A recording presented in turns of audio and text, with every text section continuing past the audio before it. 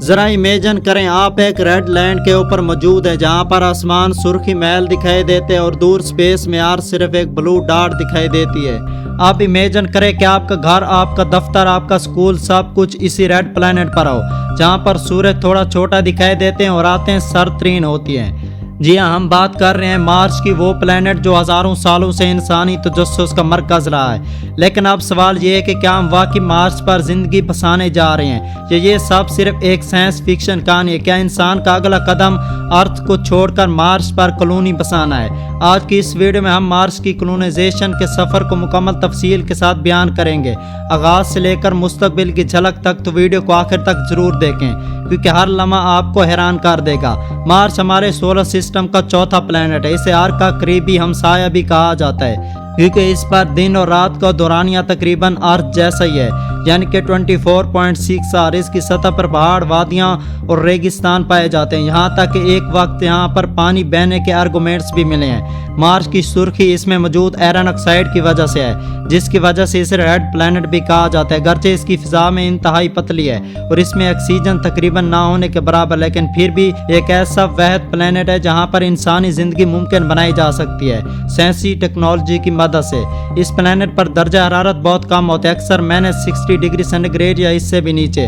یہاں کی فضا میں تقریباً 95% کاربن ڈائی آکسائڈ، 3% نائٹروجن اور تھوڑی سی آکسیجن شامل ہے۔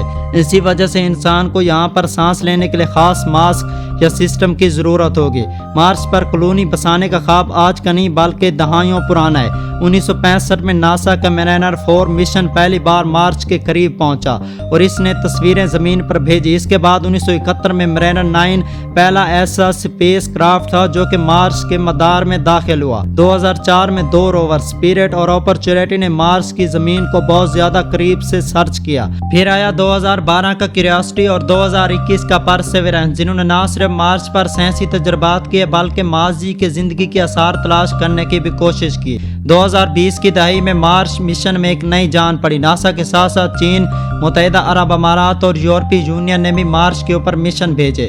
ان تمام کوششوں نے مارس کے بارے میں معلومات کا خزانہ اکٹھا کیا، مگر مارس کے اوپر کالونی بنانا کیسے ممکن ہوگا؟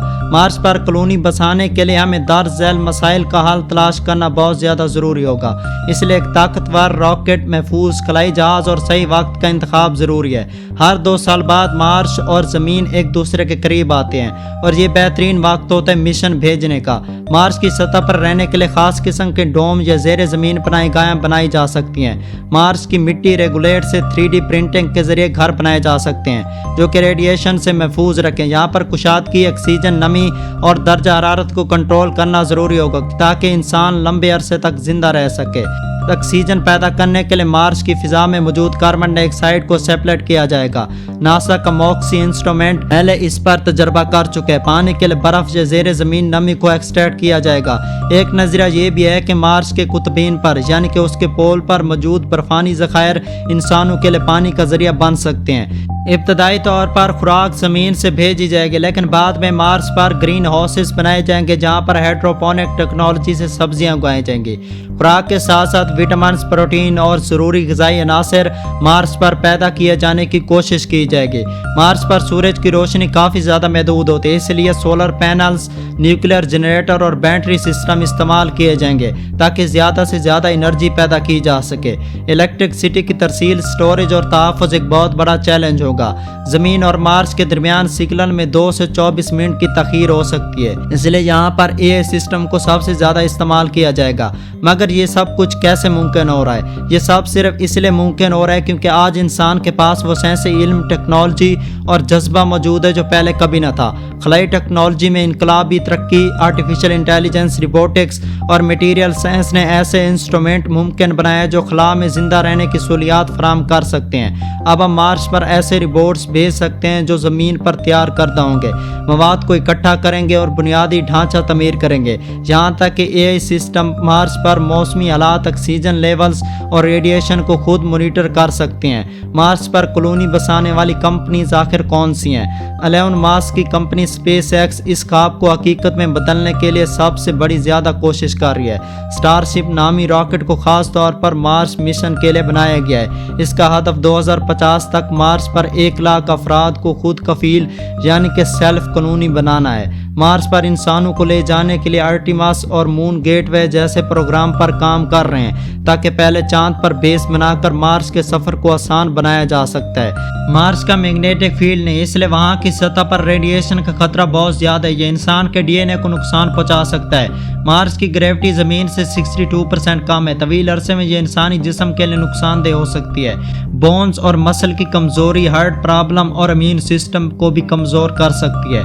मार्स पर कॉलोनाइजेशन सिर्फ एक साइंस का तजर्बा नहीं बल्कि इंसानियत की बका, तरक्की और जुस्तजू का सफ़र है। आने वाले 50 सालों में मार्स पर बस्तियाँ, स्कूल और शायद हुकूमतें भी कायम हो जाएंगी। मार्स पर पैदा होने वाली पहली नस्ल हमें एक नए दौर में लेकर जाएगी जहाँ पर इंसान सिर्फ ज़मीन का बासी नहीं बल्कि बैनुल सियाराती मखलूक होगा।